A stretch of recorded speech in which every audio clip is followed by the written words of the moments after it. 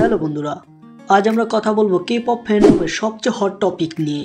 BTS বনাম Blackpink, কে সেরা? তুমি যদি একজন আর্মি হও অথবা একজন ব্লিঙ্ক হও তাহলে এই ভিডিওটি তোমার জন্য। আর লাস্টে কমেন্টে জানাবে তোমার মতামত।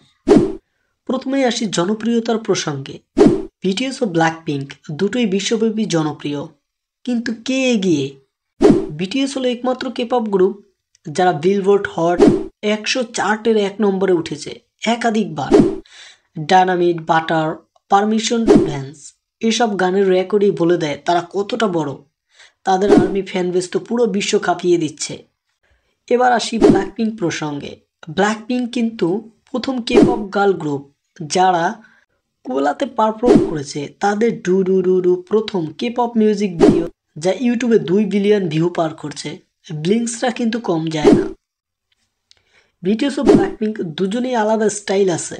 বিটিএস এর গান বেশি ইমোশনাল, হোয়ারাস ব্ল্যাকপিঙ্কের গান বেশি এনার্জেটিক এবং fashion forward.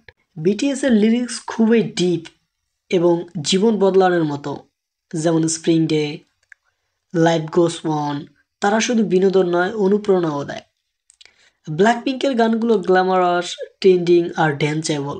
Kill this love, how you like that, pink venom সবই সুপারহিট।